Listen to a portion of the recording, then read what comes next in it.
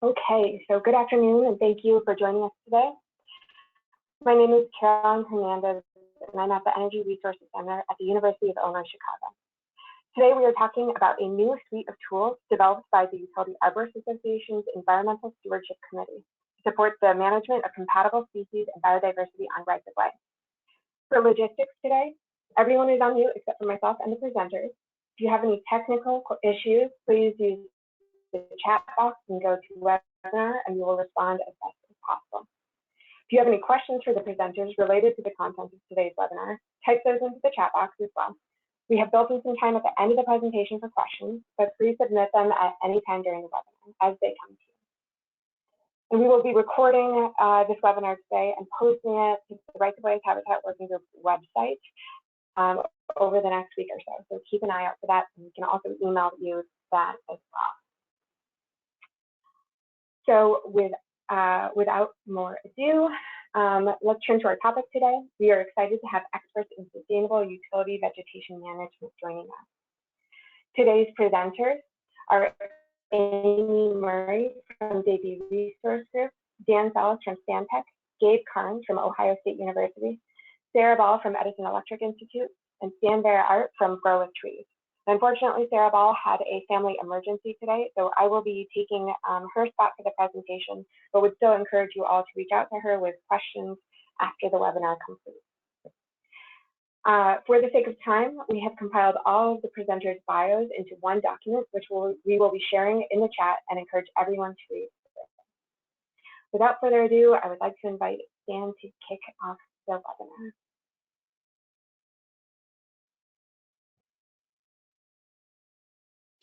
Thank you, Caroline. The first slide, we thought we would provide a brief overview of where we have been and where we see the industry and integrated vegetation management going towards too. But I'd like to take us back a little further than the timeline that's presented here, because I strongly believe that as long as humanity has traveled over land, some form of vegetation maintenance to clear our trails must have occurred. It's kind of how nature operates and how nature works. We go in, we clear a space, we clear it free from vegetation, we make a trail, and then vegetation on either side sees that extra sunlight, that extra space, and all of the plants and the trees and the herbaceous and the grasses and the ferns, they start to heavily invest to occupy that space as quickly as they can. And I'm not entirely sure how the Romans kept the European roads that they built clear, from being overgrown again, but that they did is certain. And the same is true for when we started to transport energy in the late 1980s. We built the first long-distance transmission line in North America, and this was in Portland, Maine. It stretched 14 miles above land. And with that, we began managing vegetation on electrical right-of-ways. As we know, throughout history, more and more transmission and distribution lines, they were being built. And in between the 1890s and the 1950s, most of that vegetation that needed to be cleared to not get woody interaction and woody vegetation touching the power lines, most of the vegetation was cleared by hand or mechanically. And many tree species are designed or react after you cut the main stem to sprout back rapidly. So here we go in and we start to create thicker vegetation compositions than when we first cleared an area to string the wires. And so in late 1940 and throughout the 1950s, it was seen as a huge win when herbicides were introduced to start controlling vegetation. It was cheaper, it was a more effective way to knock back vegetation. And in those days, most herbicide applications were broadcast applications. And when you broadcast herbicide applications, then you set back all vegetation. you set back, and what I mean by that is you set back all vegetation, is you set back the incompatible vegetation, the vegetation that you need to get rid of, want to get rid of, not to interfere with the power lines. But you also set back ferns or herbaceous plants, many among which are flowers. You set back low-growing shrubs. You set back compatible vegetation that is actually not interfering for the purpose of the site that you want to use it for. Go forward in the 60s, in the 70s, they were categorized as 2 decades by the environmental movement. Silent Spring was published. There were society concerns about human health, about human safety, and the use of herbicides in the environment. And all of this led to increased regulations and public pressure. And we start to see different herbicide carriers, as well as more selective herbicides came into the market. And we also started to apply herbicides more selectively. And that really started to show in 1980, 1990, where we see this selective use of herbicides, allowing for that compatible vegetation, those ferns, those herbaceous, often the grasses or the low-growing shrubs, to prosper again and to be present on the right-of-way. And that practice of only targeting incompatible vegetation, in our case, working with the transmission right-of-ways or the UAA, the Utility Arborist Association. In our case, it was the incompatible species or the tall-growing trees.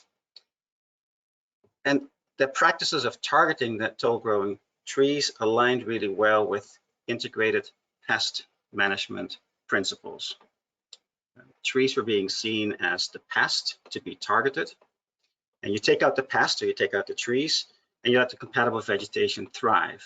And for our purposes and for this purpose of this webinar, the pest was substituted for vegetation, and it's now known as integrated vegetation management, or IVM, which are heavily based on IPM practices.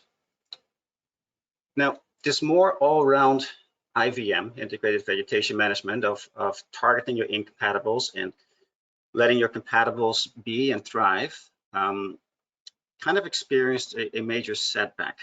And in early 2000, in 2003, there was a massive blackout that knocked out power across the Northeast, southern Canada, some cases up to 3 days. And this blackout was caused in part by vegetation coming in contact with electrical wires. And this particular blackout, the largest one in history, resulted in a first nationwide right-of-way, mandatory, and enforceable vegetation management regulations. And they were enforceable. You can be fined if you're not in compliance. And following these enforceable regulations, standards were being developed and printed and published. These standards are basically best management practices on how to best stay in compliance with these regulations. And these regulations, they apply on transmission lines 200 kilovolt and up. But because of this mandatory regulations, most utilities started to knock back all vegetation again, to really get a good control of the vegetation in that open space of your right-of-way. So we start seeing practices again where you both set back incompatibles and compatible vegetation. Now, almost 20 years later, after the blackout, most utilities have a pretty good control again of their vegetation on their rights-of-ways. And that's where we're landing on today. Today, we live in a society in which we see biodiversity loss, almost on a daily or weekly basis in articles. I encourage you to read the paper that was released in Australia today, where there are several ecosystems on the brink of collapsing. We live in an area where we see a decrease of insect population. We see changes in weather patterns. We see a loss of areas with high quality habitat for wildlife to thrive in.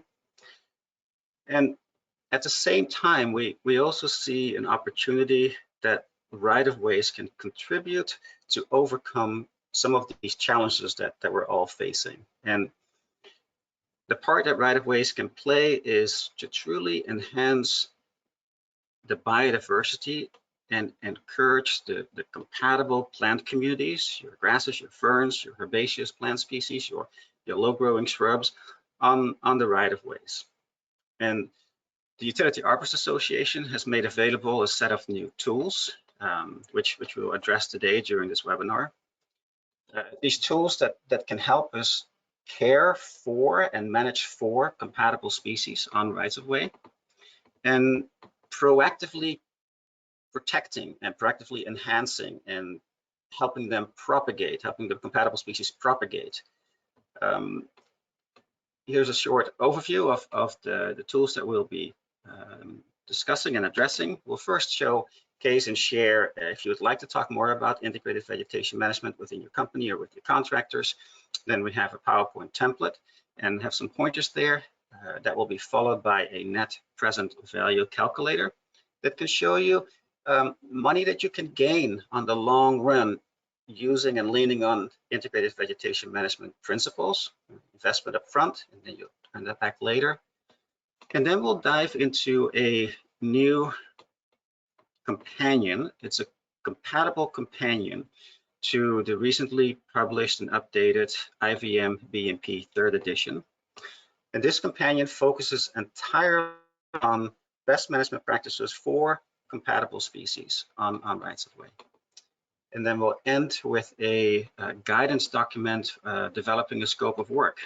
If you're ready, if you want to implement, if you want to start adding more biodiversity to your right-of-way, then you still depend on contractors or internal crews to have that knowledge, and you perhaps need to outsource that work. So you still have that need to write a scope of work to implement that work. And that's what the guidance document will be addressing. So with that, I'd like to pass it on to you, Caroline. Thanks, Dan. So to get things started, I'm going to be talking about the building business case PowerPoint. And we have heard from a number of people that they are interested in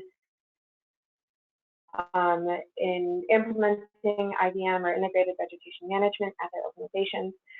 They just don't really know where to start, and they don't know how to get that buy-in internally to do that. So what we did was we created a slide deck that would help whoever it is build that internal buy-in, either with the top executives or the boots on the ground. And we tried to make it as diversely applicable as possible. So we kept it really basic, so anyone could download this PowerPoint presentation.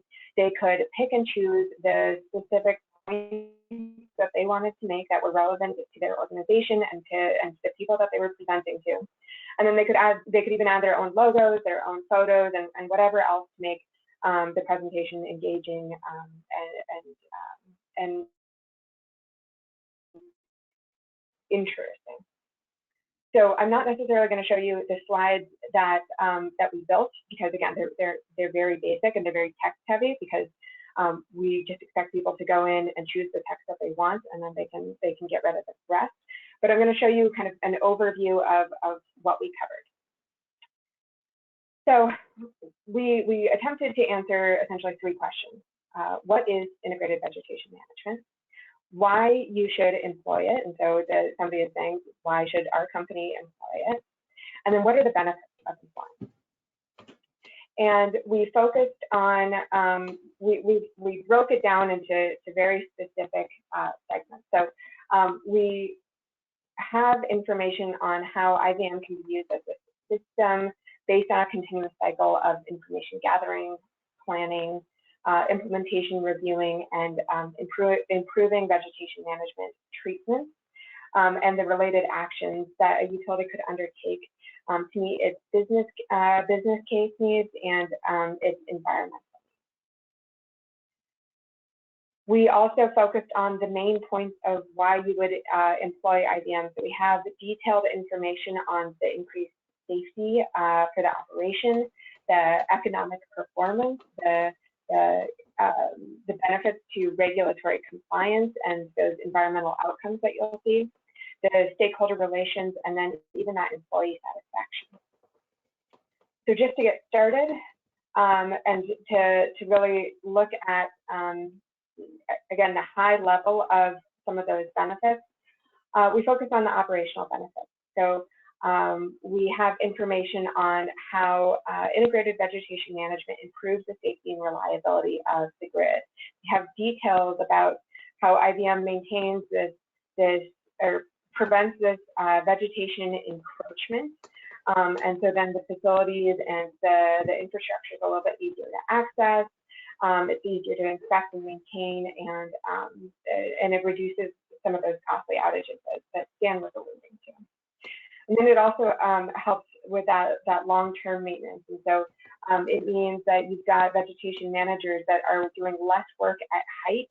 They're doing more of that ground-based work, which is going to, of course, reduce a lot of that risk. For the economic benefits, we've got, and we'll see this later on, but Dan also alluded to this, we've got reduced mechanical control. So as that vegetation transitions to early successional habitat, utility companies are going to be spending less money on maintaining the rights of way. They're going to be doing less mowing. They're going to be doing more focused chemical treatments, herbicide applications, targeted and engaging that control. And that, of course, benefits the utility company because they can use a lot of that data from reduced mowing and the biological impact to also look at how that contributes to ESG reporting and that investor targeted profiles. For regulatory benefits, a lot of people are, of course, aware of all of the regulations that are set on utility companies, but IVM helps improve the federal and state regulatory compliances. Think about the FERC and NERC reliability standards, going along with the public utility commissions, any kind of EPA listing decision, and it helps. So it's having that low vegetation that is compliant with all of those standards, but then it also creates these opportunities for voluntary conservation. Organizations now have this habitat, they're maintaining it, and they can enroll in voluntary conservation things like the Monarch CCAA, and they're not going to be asked for additional conservation measures, and they can maintain that IVM as they do. And of course, by having that early successional growth, it provides these opportunities for habitat. It's creating these stable plant communities, and it's been done with intention. It creates this compatible habitat. And so in these slides, we have very direct information about those benefits. We've got information about nesting and perching sites for raptors, foraging sites for edge-adapted species. And so depending on who's giving that presentation, they can pick and choose the ones that are most relevant, those ecological benefits that are most relevant to their organization, and keep that data in, and then, of course, include pictures. We also, of course, have information in this slide deck about the stakeholder benefits, and thinking both external and internal stakeholders.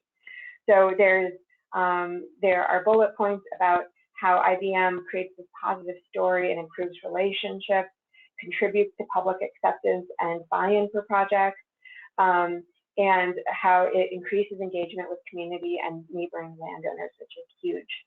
And then we have also seen, and we document this in the slide deck, that it engages employees in creating value for their organization, and involving them in the development and maintaining of these long-term solutions with this broad range of benefits. So all of that, these much more detailed points can actually be found in the PowerPoint slide. So you would just go to the website, which we'll link to at the end, download this slide, read the points and then select which points make the most sense for your organization, and then you can edit it and format it as you see fit. So with that, I'm going to pass it over to Amy. Thanks, Caroline. Okay, looks like we're all spooled up here. You can go ahead and go to the next slide, Caroline. Thank you. So this business case slide deck that Caroline ran through summarizes the many benefits ranging from economic performance all the way down to employee satisfaction. And I'll just give sort of a lightning round summary here of the economic performance that we've enabled veg managers and foresters to showcase using the net present value calculator tool. Fancy word for budget spreadsheet. Go ahead and advance to the next slide, please. Because no matter who the audience is when you're talking about making a switch to integrated vegetation management, eventually they're going to ask the question about the budget and the finances, and being able to compare the choices available for maintaining compliance and all of the other benefits that are part of the business proposition is a key part for getting the buy-in to make that change. What we've done is created a spreadsheet that presents the financial metrics in that common denominator, the financial metric terms that matter to folks who are not vegetation managers, such as the return on investment, the net present value, the payback period, the benefit cost ratio. Because we're talking about a budget, naturally, this is a spreadsheet. Death by spreadsheet is real, especially when you manage a large budget like vegetation management at a utility. And we have created this with the utility mindset, but it's applicable no matter what project you're evaluating, or if you're not a utility veg manager, but you're managing something in a park setting or any other public or private landscape. So let me take a little bit of time here and explain how we've set this up. There's a lot on the slide. It's not important what you can see on the slide. I will talk about it, and then after running through the summary, explain how this feeds those financial metrics. So I'll start by saying that the green cells that you can see on this slide is what each user will populate. The white cells have been pre-formatted with the important variables that apply, as well as all of the calculations. And those are locked, so you can't mess them up, but if in some case you do, you just download another version of it and start fresh. The contents of this workbook have many tabs. They're all color-coded, and again, the slide is just to help represent this visually, but here's what's in each of those tabs. First, of course, there are definitions, so it's clear what each assumption is. The second tab is where a user who's evaluating management alternatives in the context of a certain economic environment will enter the interest rate, the project period, whether you're looking at it from a 5-year, 10-year, 20-year standpoint. As was mentioned earlier, integrated vegetation management pays back over time, because you'll often have to make an initial investment to make that conversion. A next tab after the summary economic environment demonstrates the calculations, because people will have questions, and it's important for each of us who use it to understand it thoroughly. Then all of the comparison metrics are set up in a dashboard that allow a side-by-side comparison of each of the management alternatives that the user is evaluating and comparing. So that's sort of the precursor to developing each of your budgets, comparing your status quo, however you're managing it, against any alternative. So the status quo tab, where you enter the green cells, what you're spending money on now, will look exactly like every other alternative, but we assume that your budget will change for those different alternatives. So for example, your status quo is conventional management with a lot of mechanical controls, and you'll have a certain amount that you expect to spend every year on trimming, on removals, on herbicide, a certain amount on indirect costs, such as legal fees or right-of-way, and then unplanned costs, such as outages. At the very top in the headers, all of those economic assumptions populate the sheet. And then together with your budget entries to the right of the sheet, it represents the summaries for that particular management alternative budget so the inflation adjusted budget, the net present cost, which is a fancy term for accounting for the time value of money. And again, these all matter to the financial minded folks approving budgets and will help you communicate with them in their language. Please. What I've explained to you again is just a quick summary to helpfully give you confidence that this is relatively easy to use. It was set up by foresters and veg managers who think about that for other veg managers and giving you the tools to communicate outside of our group. But if what I've said doesn't give you confidence that you can use this and it's achievable, fortunately, Caroline Hernandez and the UIC group created a user guide, which is downloadable off the same location to accompany the actual spreadsheet tool. It's a simplified explanation of how to go about populating this and using it for whichever projects you're comparing. Next slide, please. And then this slide and tab of the spreadsheet illustrates the work product of the user entries and all of those pre-populated labels and calculations.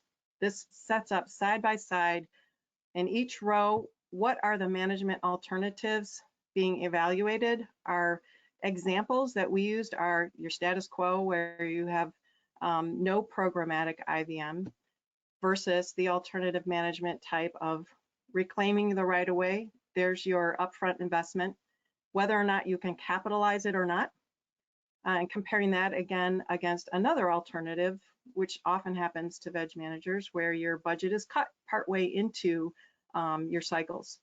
And looking at the outcomes of each of those in terms of your undiscounted or uninflation adjusted costs, your inflation adjusted costs, the net present value of changing from your status quo to any of those other alternatives.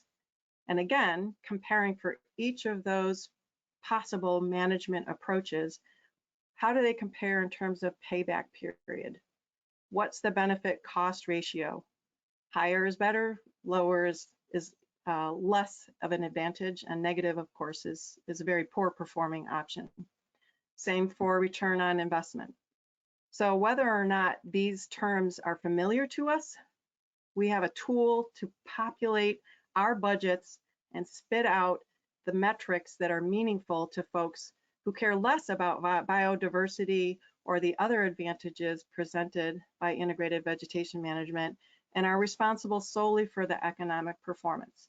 And this is a great tool to use as a little bit of a gut check before we open up those conversations too, because as I stated at the beginning, regardless of who you're talking to, eventually everyone does need to know about and understand the financial impacts.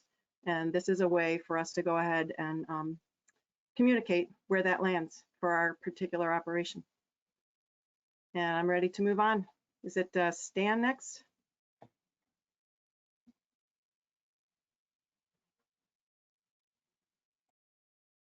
All right, thank you, Amy. That was excellent.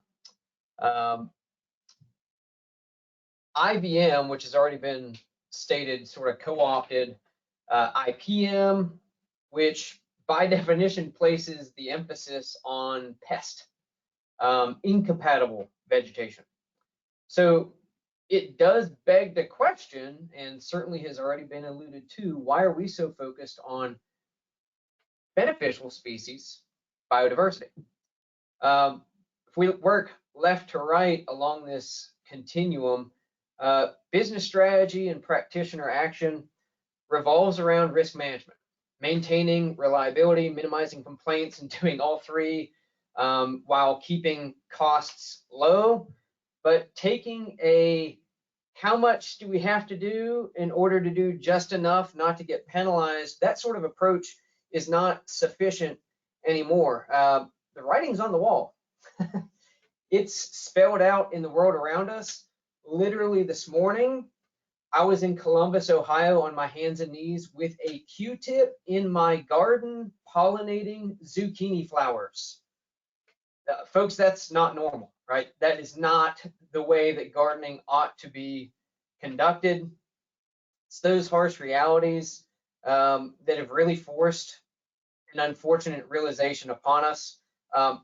We can't anymore just preserve places over there and assume that those actions that are distanced makes everything okay where I am here. In veg management provides a really beautiful union for where land sharing can marry up with land sparing, and those sort of two mindsets collide in the shared pursuit of the goal of beneficial species and biodiversity. It's the right thing to do. The public and the industry has an appetite for it, and systemic market forces are falling into place, have fallen into place to drive that transition, moving from just against incompatibles to for compatibles is the future. There's simply no ifs, ands, or buts about it anymore. Caroline, next slide, please. We're losing species. The general public is afforded the luxury of assuming, though, it's just those at-risk species, those ones that have been clinging to the edge of extinction for a long time. What we know, unfortunately, is that the landscape is not just being degraded in isolated spots where endemic species and especially sensitive environments are contained. It's systemic. It's everywhere. Those robins, the red-winged blackbirds, the species that we believe are common have not been exempted from these year-over-year, decade-over-decade declines. Nowhere in this slide are pollinators highlighted or insects, but what we know about pollinators and as they proxy for the larger community of insects, surely we all know and believe that the base of the trophic web is eroding. See me this morning with the Q-tip and the zucchini flowers for unfortunate but relevant example. Caroline, next slide.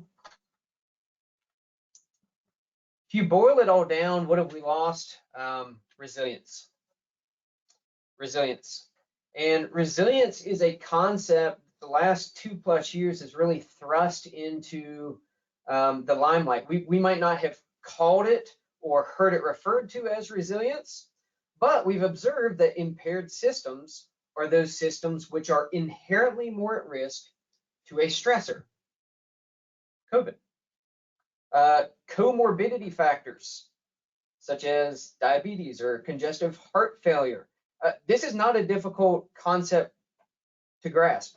Resilient individuals are more likely to spring back. Non-resilient individuals may spring back and hopefully do, but if they do, they probably spring back not as quickly, and it takes longer for those organismal systems to recover. What this is doing is it's reframing healthy systems as the goal, not just waiting until symptoms are bad enough that they need treated again. And that is the best way to bank future return on investment, resilience. And what is resilience? What is healthy? It is biodiversity. Next slide. That biodiversity is exactly what underpins many of the ecosystem services counted on to exist within a right-of-way and which has spillover benefits to society and communities within the broader landscape. Vegetation management that reduces fuel loads, eliminates more volatile species, encourages structure that's not as flammable increases resilience, decreases risk. IVM, that fosters robust and healthy native vegetation, bolstering that biological resistance to invasion by non-native pest species, by suppressing tree and woody growth. That increases resilience, decreases risk. You just take a glance at a conventional seed mix and see something like tall fescue or reed canary grass. Do those put green ground cover on the ground? Sure, but they're inferior as a forage, once classified as a noxious invasive in many states, and neither is going to hold soil where it belongs as good as a well-established and robust stand of native warm season grasses. You see, biodiversity is the backbone of resilience, and because of that, biodiversity is not just good for business, it's good for society. Next slide. So with all that in mind, intentionally managing for the good stuff, using the compatible companion is the lens, the guidebook, the toolbox to equip vegetation management and practitioners with that body of knowledge. That's the goal, to show veg managers how to do more than just keep the bad stuff at bay. And this shift in perspective, getting rid of the bad stuff and reframing it, that's not the goal anymore. That can actually be the starting point. That shift in perspective is exactly what Dan is going to share a bit more about.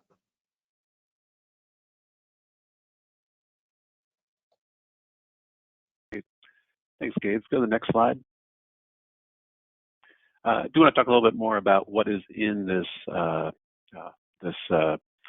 addendum to the IVM BMP that Gabe just talked about here and Stan introduced earlier. And really, it's starting with that concept that we're introducing with this webinar about intentional vegetation management. And it starts by being intentional about the type of approach that you are taking to managing that vegetation, specifically with that focus of target species and biodiversity. And so we see that as is a continuum, right? There's a spectrum of sort of how that might be involved and what that might look like for any vegetation manager. Many people are already managing vegetation with this protection mindset, right? That we're avoiding and minimizing impacts. We're trying to do no harm, right? Where we're protecting species that we're legally required to do so. Maybe also preventing the spread of invasive species. By taking proactive measures to avoid their spread in our operations. But then as we build on that, right, we get into sort of getting to that net gain or that net positive where we're doing enhancements, things that bring benefits maybe for a particular species. The kind of the adage is leaving it better than you found it. And then we get to even beyond that, we get into integrity, which is where we're actually mimicking ecological systems, or we're working with an ecosystem to build that resilience that Gabe just spoke to, and to use that ecosystem in a place, manage the vegetation appropriately so it sustains those goals that we have for that compatible vegetation. If you go to the next slide. And so with keeping that spectrum in mind, that's where then we kind of insert it into the IVM planning cycle. And so with integrated vegetation management, right, it's a process, a standard process by which we set objectives, we conduct assessments, then define actions, targets, monitor the effectiveness of that or the results of that, and then continue that cycle on based on those targets and thresholds. And so we can set targets and thresholds around species, around biodiversity metrics, or around vegetation communities that we're looking for. And so whether or not you have a site or a program that's focused on that protect, enhance, or integrity focus, that might dictate what your objectives look like or what those targets might be that you're setting. But regardless, you're following that IVM cycle through that process. Go to the next slide. I have a couple examples just really briefly about what that might look like. And we've heard the Monarch CCA mentioned. You might be familiar with that. But how we think about how that would, what would be a compatible vegetation objective for that? It might be that we want to enhance a particular species like milkweed, the host plant for the monarch butterfly, to a certain level of density within our rights of ways. And so that's your objective. So then you have action thresholds that, if you're not meeting that, would spur some action to take efforts to try to reach that objective that you're aiming for. Of course, with that, then you're identifying the control methods you're going to use to get there. What's your evaluation metric to determine whether or not you've met that objective?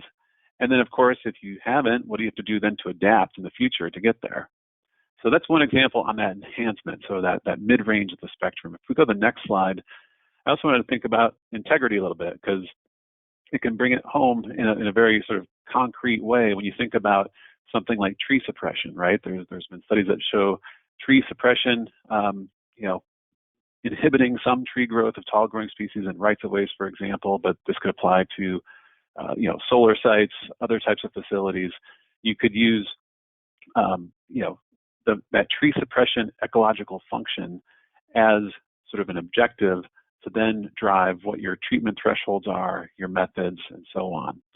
And so, again, it's another way of showing how you can work with the ecosystem in place to achieve your goals that may be focused on biodiversity, but then also, going back to what Gabe mentioned, safety and reliability in whatever context you're working in. So if you go to the next slide, I do just want to point out, like Gabe mentioned, we're at a unique point right now where we have to think beyond just preserving a space over here, but it actually comes to how are we managing lands in a way that not only protects species that might be declining, even those common species that are declining, but also can enhance it and bring integrity for rare species, for other species.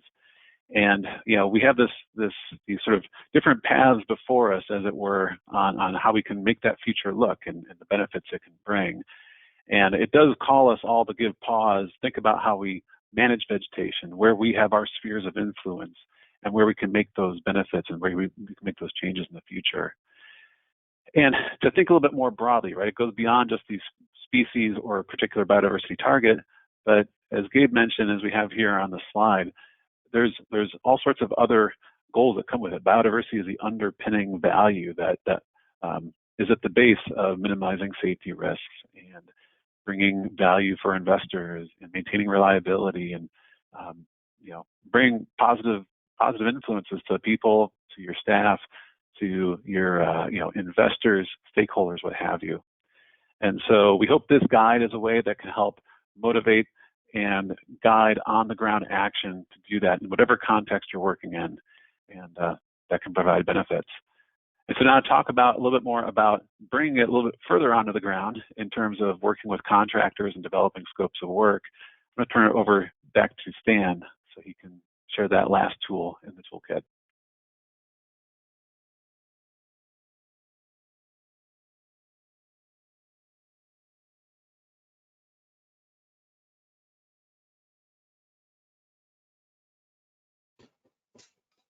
Thank you, Dan.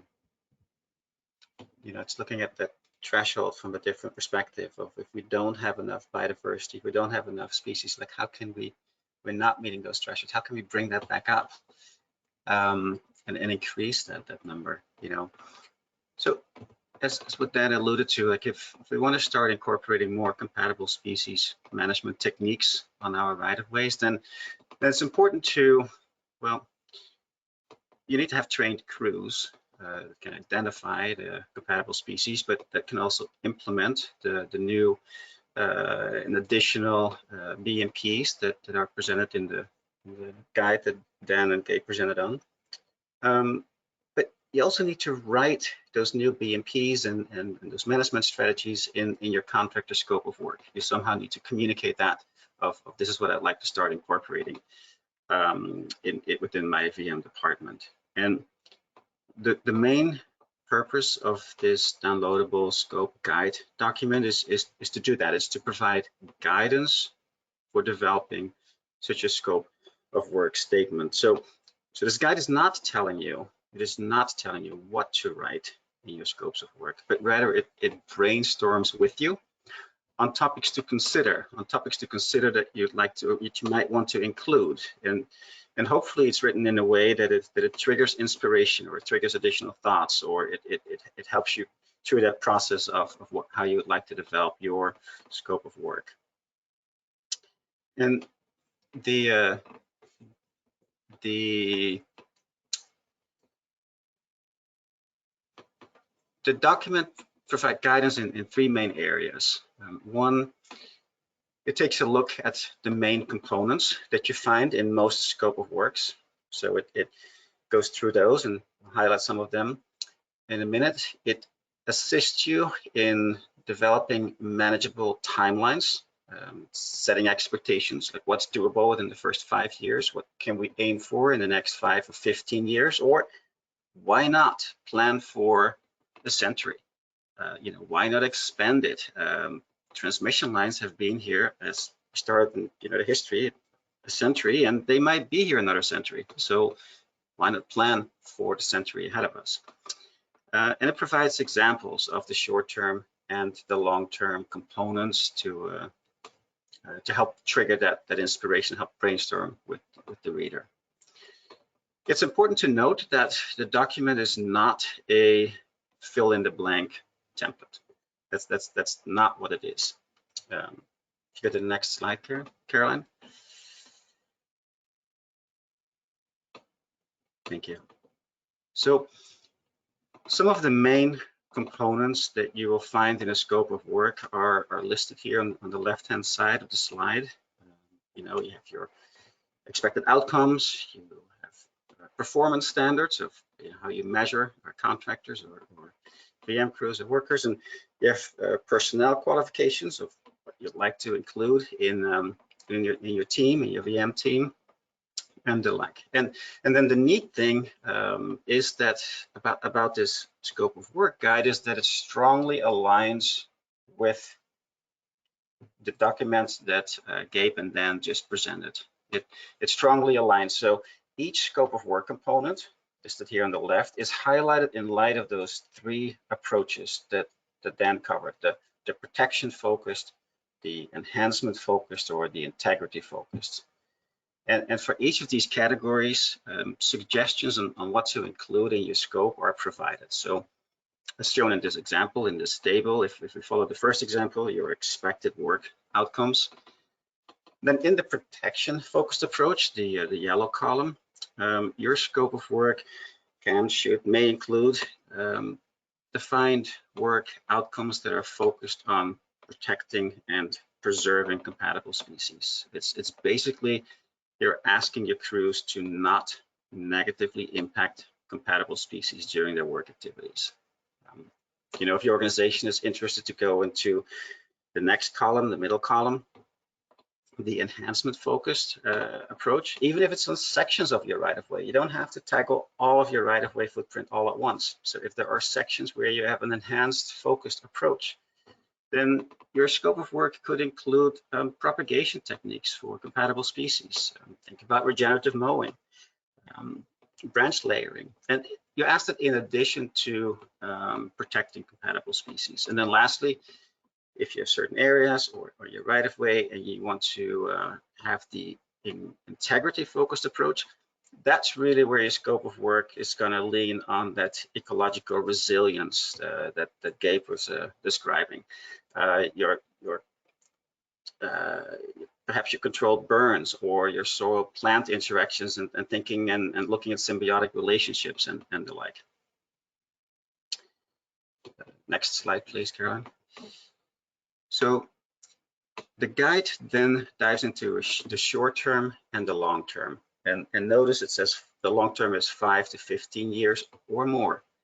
And it provides categories, again, per scope of work component. And then, so each of those main generalized, what you see in most scope of work, those components, and then it takes you on a journey for the short term, the 1 to 5, and the longer term, the 5 to 15 journey, 5 to 15 year or beyond. For example, in the short term, you might want to start to assess your right-of-way and look at the percentage of your vegetation on your right-of-way and just get a vegetation baseline, like what percentage is incompatible, what percentage is compatible, and start there. And then see if you can move that needle to a higher percentage compatible before you move into the biodiversity or the habitat quality, or just perhaps you just want to establish a baseline and see where you're at and what you're up against. In addition, in the 5 or 10 year time frame, you can think about contractors training, like compatible plant identification or implementing compatible BMPs. When you look at the long-term scope components, and you want to write those in your scope of work statements, then think about the monitoring programs, the progress that you're going to track over time, like stated earlier. Some transmission lines might be here a century and have been. So then you can dive into that long-term monitoring of and move beyond the just plant species composition, compatible versus incompatible, but dive into that biodiversity. You can start implementing adaptive management strategies. So based on the lessons learned from compatible BMPs, start aligning your IVM practices with ESG reporting with your company. The environmental social governance reporting, align them with the contractors that you work with and their ESG activities. And that's truly another nice component that is present today that wasn't present in the 1960s and 70s when we had the environmental movement and we had the care for the compatible species. Because it's kind of like a returning cycle in IVM and history repeats itself. But today we have that tool and that leverage of ESG reporting. Next slide, please. So I want to summarize on this next slide where that the document is a guide, not a template, but it's a guide. It's assisting VM managers to start incorporating compatible species management components into your scope of work. And it follows the same structure as the companion guide to the IVM BMP 3rd edition just presented on. And it provides examples to trigger inspiration for both the short-term and the long-term strategies. The next slide, please. So in closing, I think Caroline, you mentioned that there will be a link that's going to be shared with all of us. Simply click that link, or you go to the GoTo UAA, Utility Arborist Association website, go to uaa.org. You go to the Environmental Stewardship tab, and there you find all of the tools that we discussed and presented today. They're free of charge. Just download them in PDFs or Excel spreadsheet form.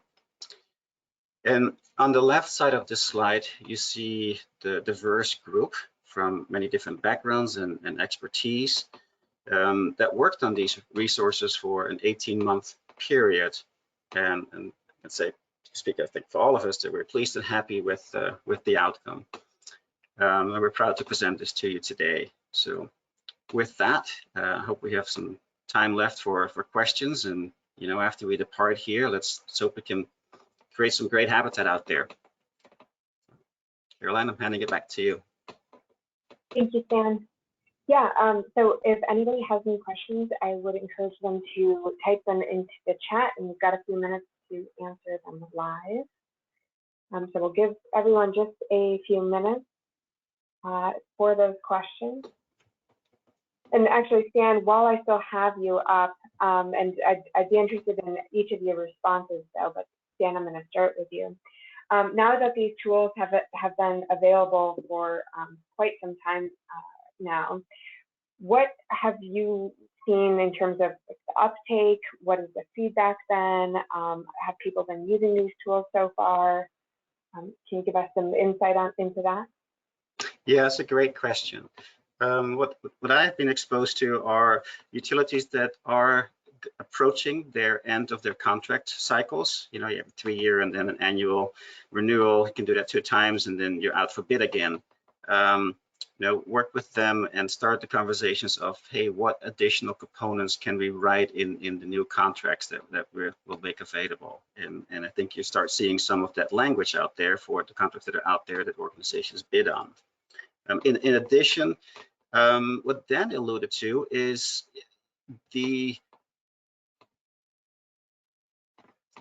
benefit component of doing this work, the additional joy in the work that you perform. It's far more enjoyable and it's more human nature to, instead of destroying or killing or taking out a pest, to look at creating, enhancing, nurturing, protecting. And literally there have been VM crews that start taking their families on detours It's unheard of. I know, Gabe, that I have that picture in my mind of you in the garden this morning, but here's another unheard of thing that I have never come across with, is that VM crews actually took their family members on detours to show them habitats that they are creating on right-of-ways and are explaining to the families of why they are doing this. And we saw a huge increase in the retention, as well as in the joy factor of working towards positive change. And then in closing, Caroline, and I'm curious to hear other folks as well. In closing, I'd like to say that these tools that are available currently, it's our hope that every couple of years we will revise them, we will readapt them, we will incorporate more knowledge that we have gained. BMPs are constantly evolving, specifically, best compatible species best management practices. So it is our hope to, just as the IVM BMP, to revise them every 3 or 4 years, or 4 or 5, and continue to update them and start helping the two-legged IVM stool of safe and reliance and stay in compliance, managing your incompatibles, and managing your compatible species, where you can truly manage for that compatible, quality-rich, biodiverse-rich, ESG reportable habitat.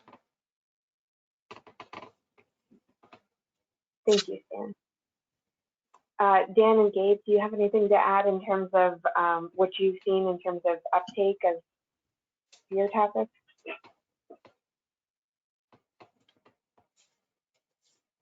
Sure. I think Gabe, do you want to go first? yeah, I think the guide is helping those players within the sector who do readily engage in programs such as the Monarch CCAA do a better job of articulating, both internally and externally, why what they're doing is the right thing to do. And it's not simply someone has a harebrained idea and has managed to bamboozle the rest of them into actually caring about conservation, when our job is really just safety and reliability. It puts those words into text in a UAA vetted document that holds weight. I think the other thing it is doing is it's enabling, and this is just coming from a university faculty member, it is doing wonders for engaging young people who have yet to begin their careers. If you've interacted with vegetation managers on the landscape, many of them have backed their way into careers as vegetation managers and have an environmental science or forestry and wildlife or some similar sounding degree, but I don't necessarily think that most of those individuals started out saying, I want to be a vegetation manager on a utility. Having a document like this does allow our graduating seniors right out of the gate to envision the big difference, which is scalable inherently because of how extensive and thorough and all-reaching the utility and transportation sectors are. It enables them to see them in that place where they can affect change from the top down. And I think that document there will be ways in which we can measure the document. It will drive change in some specific player in the utility, and had it not been approved by the UAA, maybe additional obstacles. But I think the more imperceptible, intangible, hard to measure and quantify effects are certainly going to be there, as folks like myself are now using the compatible addendum as a teaching resource in a course with a prefix ENR 5370, Environment and Natural Resources 5370, which is wildlife habitat management. What does it look like? What are the tools? Well, they're right here. I think there is a lot to be said for those effects. Good luck trying to measure those, but absolutely. That's great, Gabe, and that's really cool that you're using it as a teaching resource. And I think, think about that theme. It's a dot connector, I think, for a lot of people. People are asked to think about species and biodiversity. They're also having to manage vegetation, and so using IVM, which is proven as an approach to thinking about how we set objectives and do vegetation, brings those both together in a way that's a very sort of clear approach for people. And so I've seen like Stan, some utilities starting to look at this and think about how to incorporate it into some of their IVM planning, as well as bigger picture biodiversity planning. I've seen the same with, within the solar industry as well. There's considerations for how we manage vegetation at solar sites in a way that's the most beneficial to get some biodiversity uplift in that context. And this, helps inform that. I was also encouraged to see, there was a webinar the other day, through the working group by the American Petroleum Institute, and highlighting some of their updated guidance on how to manage pipeline rights of ways. And in their guidance, they link to this guidance as well as an example of one of the resources to go about that. So we're seeing its influence and its use across not just utility corridors but in other industries and other uses, and I'm really encouraged by that. Thank you, Dan. Thank you, Gabe. And Amy, with just our last minute left, do you have anything to add as well? Anything you've seen? The only add I would contribute is that all of this helps veg managers to elevate the conversation. It's about communication. It's about communicating effectively and in the language that is meaningful to our audience. So knowing your audience and picking the tool and the communication jargon is what we think this will help us to do. Thank you, Amy, and thank you to all of the presenters. I think you've done a nice job in your presentations and in your comments of just saying, this is the future of vegetation management on utility rights of way, and hopefully these tools help make it a little bit easier to also consider biodiversity and sustainability. So as I mentioned at the beginning, this was recorded, and we will be posting the recording of this webinar in the next week or so on the Rights of Ways Habitat Working Group website. And we can also email a notification to all of the registrants that we have posted this recording. If you have any additional questions for the speakers, the emails are there, or you can reach out to us at the working group, and we will pass your questions along. And a huge thank you to all of the speakers again for your time and putting this together. Thank you again.